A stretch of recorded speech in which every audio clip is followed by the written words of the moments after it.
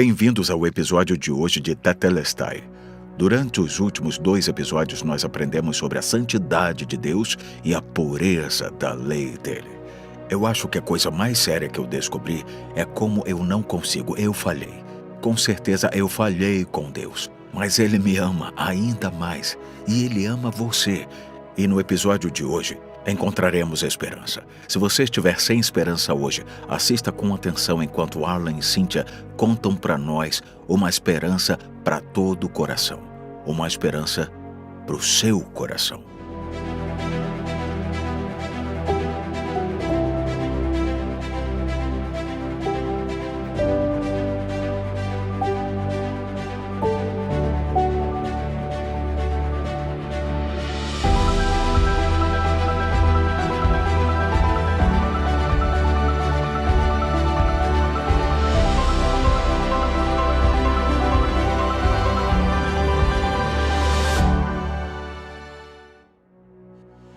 Quando os israelitas chegaram à fronteira da Terra Prometida, eles se revoltaram contra Deus. Pela sua falta de confiança no poder de Deus, os israelitas se recusaram a entrar na terra e, ao invés disso, exigiram voltar ao Egito. Deus disse que, como resultado de sua desobediência, só os seus filhos poderiam entrar na terra. Deus, então, levou-os para o deserto, onde vagaram por 40 anos, até seus filhos terem idade para entrar na terra, e a geração mais velha, que havia se recusado, tivesse morrido. Números 21 descreve um evento que aconteceu durante estes 40 anos no deserto. Deus libertou o seu povo do Egito e também da escravidão. E apesar das constantes murmurações contra ele, Deus cuidou do seu povo pelo deserto, protegeu-os de todo o mal e diariamente proveu a comida e a água para eles. Mas Números 21:5 diz que o povo falou contra Deus e contra Moisés, dizendo: "Por que vocês nos tiraram do Egito para morrermos no deserto? Não há pão, não há água, e nós detestamos esta comida miserável." Diante desta rebelião contra Deus, Deus fez uma série de eventos dramáticos que não só seriam parte da história de Israel, mas usados por Deus para outra ilustração impactante do seu plano eterno de salvação.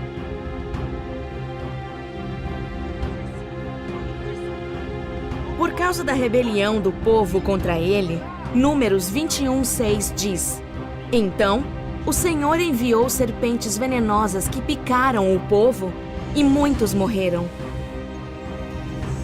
O veneno dessas serpentes era mortal. Não havia cura para as picadas delas, nem hospitais, nem remédio que pudesse reverter os efeitos do veneno. Estas picadas eram fatais. Quem fosse picado certamente morreria. Quando os israelitas perceberam o perigo em que estavam, o povo foi a Moisés e disse: "Pecamos quando falamos contra o Senhor e contra você. Ore pedindo ao Senhor que tire as serpentes do meio de nós." E Moisés orou pelo povo. Ouvindo o clamor do povo por libertação, Deus estava prestes a prover cura total. Esta cura não somente reverteria os efeitos do veneno, como seria oferecida de graça por Deus. Vida no lugar de morte, oferecida por Deus para cada pessoa daquela nação, independente de idade, gênero, classe social ou até mesmo para rebeldes do passado. Em Números 21:8, o Senhor disse a Moisés: "Faça uma serpente e coloque-a no alto de um poste." Moisés fez uma de bronze e pendurou-a no madeiro. Esta serpente não era um ídolo a ser adorado, porque na Bíblia Deus proíbe estritamente a adoração de ídolos. Essa cobra de bronze não tinha poderes mágicos. Deus mandou Moisés colocar aquela cobra no madeiro para dar ao povo a oportunidade de crer nele. A cura que Deus proveria não seria imposta a ninguém. Cada pessoa teria que escolher se aceitaria a cura oferecida ou a rejeitaria. Assim, Deus mandou Moisés anunciar ao povo: quem for mordido e olhar para ela, viverá.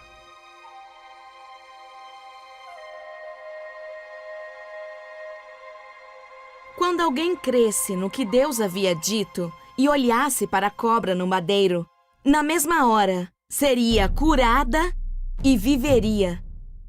Mas e se alguém que estivesse na multidão dissesse: o quê?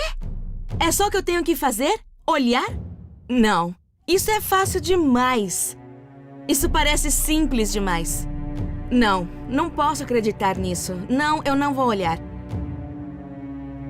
O que diria para aquela pessoa?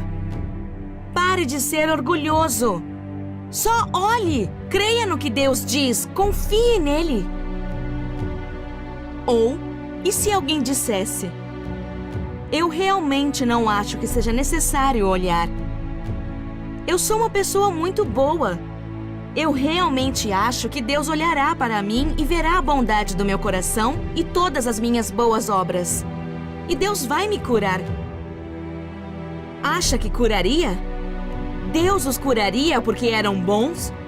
Não, não importava o quão boa uma pessoa fosse. Se alguém não olhasse, aquela pessoa morreria.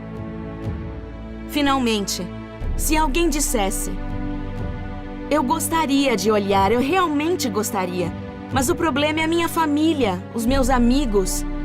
Sabe, eu não acho que eles vão olhar.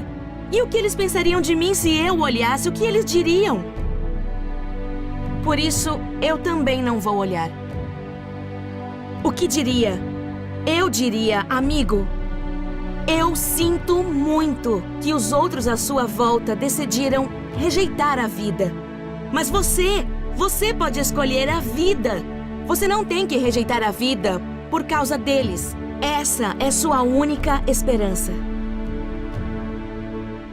Naquele dia no deserto, milhares estavam entre a vida e a morte. Eles tinham a mesma decisão: eu confio no que o Senhor diz e olho, ou me recuso a ouvi-lo e morro. Números 21, versículo 9 diz: quando alguém era mordido por uma serpente, ao olhar para a serpente de bronze, permanecia vivo. Deus sempre cumpre o que diz. Pode confiar no que diz. O que aquelas pessoas não perceberam foi que, da mesma forma que Moisés levantou a serpente no deserto, estava chegando o dia que, assim como a serpente de bronze, o libertador também seria levantado. Esse evento no deserto apontava para o futuro, quando aqueles que teriam a morte eterna teriam a escolha de não receber o castigo por seus pecados, ao invés disso, aceitar a vida eterna.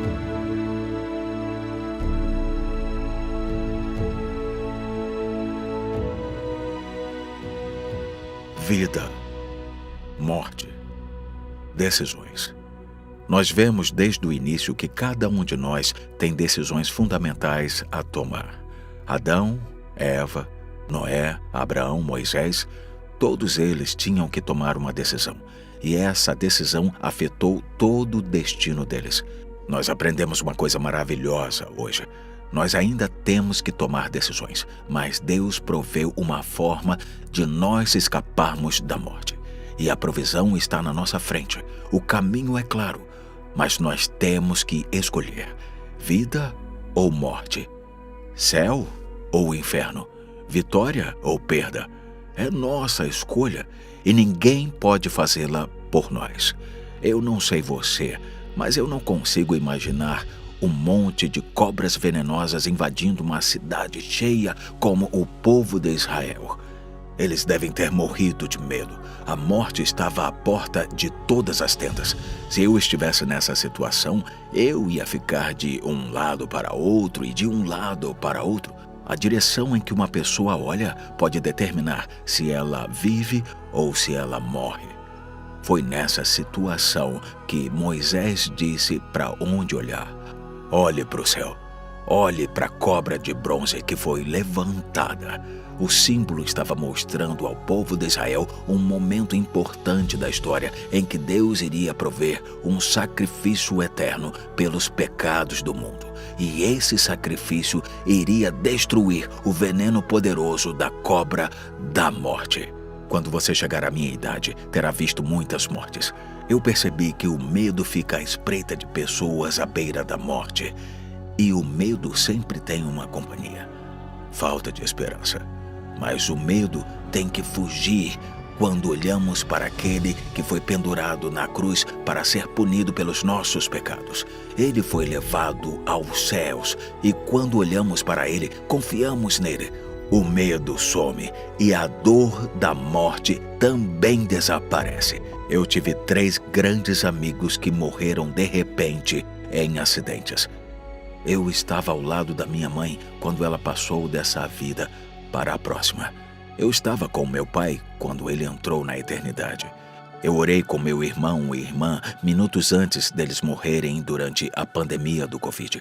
Todos eles tinham uma coisa em comum: não havia medo. Deus estava presente. A esperança encheu os corações deles. Um dos meus melhores amigos morreu tragicamente quando eu tinha 30 e poucos anos. Éramos parceiros de corrida, sonhávamos em correr a grande maratona grega. Mas ele nunca conseguiu. Ele morreu quando um cavalo passou na frente do carro dele. Eu nunca vou me esquecer do dia em que eu estava em uma capela e falei no funeral dele.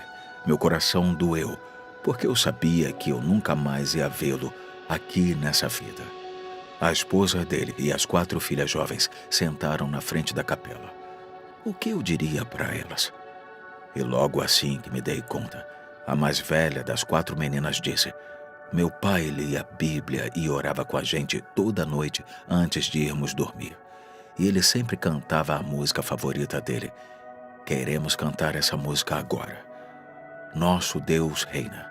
Nosso Deus reina. Nosso Deus reina. Enquanto elas cantavam sobre a fé do pai delas naquele que foi pendurado na cruz pelos nossos pecados, lágrimas desceram pelo meu rosto. A esperança surgiu na minha alma. A paz veio como um rio inundando o meu coração. Então meu amigo não estava morto. Ele estava mais vivo do que jamais esteve. Ele tinha entrado na presença do Deus que criou ele. Meu amigo olhou para cima, assim como o povo de Israel, esperando aquele que levaria os seus pecados. Meu amigo conseguiu olhar para trás e viu aquele que pagou o preço para nos dar a vida eterna. Olhe para cima, olhe para aquele que foi pendurado na cruz e disse: Tetelestai, está tudo consumado, o preço foi pago. Quando olhamos para ele, encontramos a vida eterna.